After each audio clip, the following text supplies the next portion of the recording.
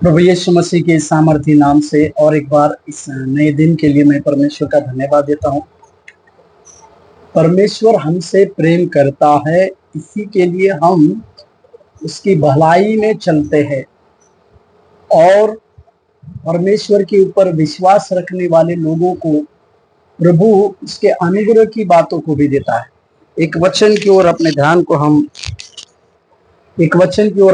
को हम आकर्षित करें, जो भजन संहिता 103 उसके 5वें वाक्य में, भजन संहिता 103 और उसके 5वें पद में देखिए, वही तो तेरी लालसा को उत्तम पदार्थों से तृप्त करता है, जिससे तेरी जवानी उकाब के समान नई हो जाएगी। दाऊद का लिखा हुआ भजन जो परमेश्वर की प्रेम के बारे में या परमेश्वर के सर्वश्रेष्ठ प्रेम के बारे में बतलाने वाला सबसे प्रसिद्ध भजन है। इसको हम देखते हैं। इसके पहले वचन से दाऊद वही व्यक्ति है, जब इस भजन को लिख रहा है तो शायद उसकी परिस्थिति एकदम विपरीत है। कई एक लोगों के द्वारा तिरस्कृत किया गया है, कई एक लोगों के लिए भागते जा रहा है और अपने लोगों के द्वारा ही वो किसी गुफा में चला गया है, किसी जंगल में चलते जा रहा है, जंगल में छुप रहा है। इस प्रकार के अनुभव में भी दाऊद परमेश्वर के प्रेम को समझ पा रहा है। ये सबसे बड़ी बात इस भजन की।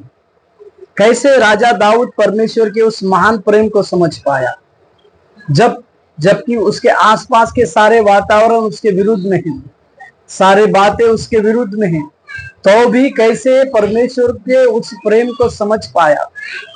तो इसका कारण यह है कि वो जानता था कि जब वो छोटे से उम्र में था तब परमेश्वर ने उसे भेड़ बकरी को चराने वाला एक छोटा सा लड़का था, जिसको उसके माँ बाप, उसके भाई सब भूल गए थे, परंतु परमेश्वर ने उसे याद किया।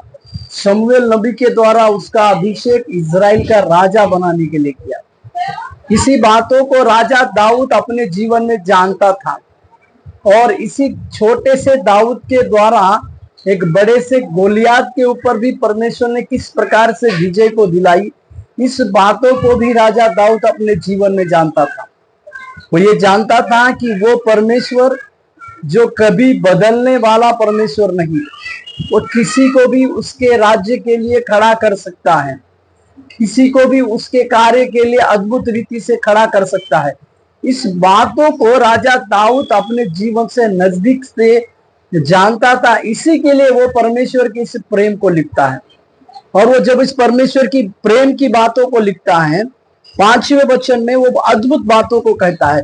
वो इस प्रकार से कहता है कि वही तो तेरी लालसा को, मतलब परमेश्वर ही वो परमेश्वर है जो हमारी इच्छा की ना केवल पूर्ति करने वाला परमेश्वर है, परंतु हमारी सबसे ज्यादा जरूरी चीजें या सबसे ज्यादा हम जिसकी लालसा को रखते हैं, जिसके लिए हम सबसे ज्यादा चाहत बनते हैं, वो परमेश्वर हमारी, लिखा हुआ है तेरी लालसा को, मतलब हमारी लालसा को, मतलब हमारी चाहत को उत्तम पदार्थों से तृप्त करता है। यहाँ दो चीज है, हमारी लालसाओं को, मतलब हमारी सारी इच्छाओं को पूरी करने वाला परमेश्वर, और वही परमेश्वर हमें सारे उत्तम पदार्थों से तृप्त करने वाला। जैसे कि मैंने कहा, राजा दाऊद उस जंगल में है, उस जंगल में उसके लिए खाना या पानी की सही व्यवस्था नहीं होती होगी, परंतु फिर भी वो कह रहा है कि वो परमेश्वर, उसका प्रेम मेरे ऊपर इतना विशाल है कि वो परमेश्वर मुझे उत्तम पदार्थों से तृप्त करने की शक्ति जहां पर भी रखता है। और आगे लिखा हुआ है, जिससे तेरी जवानी उकाब के समान नहीं हो जाती।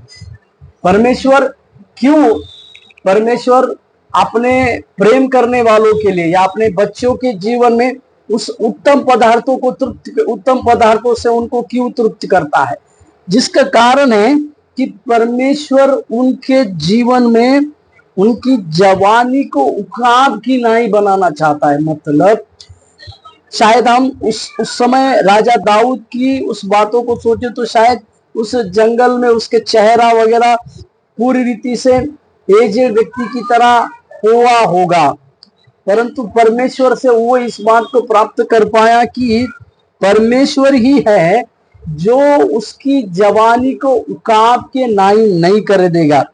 मेरे प्यारो, कई एक प्रकार के कॉस्मेटिक चेहरे पर लगाने से हम नए दिखने के लिए या सुंदर दिखने के लिए जो प्रयास किया जाता है, उससे भी बढ़कर अगर हम परमेश्वर के ऊपर सबसे ज्यादा प्रेम करने वाले बने, परमेश्वर को अपने जीवन में सबसे ज्यादा प्रथम स्थान देने वाले बनेंगे, तो वो परमेश्वर हमारी जवानी को उस उकाब की तरह, उस उकाब की नाई नहीं करने की ताकत रखता है। आज इसी राजा दाऊद की तरह हमें भी इस बातों को समझने पाए कि हमारी लालसा को तृप्त करने वाला, उत्तम पदार्थों को हमें देने वाला और हमारी जवानी को उकाब की नाई नहीं बनाने वाला परमेश्वर आपके संग और मेरे संग है, और लगातार हमारे जीवन में उसके बड़ी कार्य और बड़ी बातों को कर कर हमें नए आशीष देगा। प्रभु आपके जीवन में आशीष दे। धन्यवाद।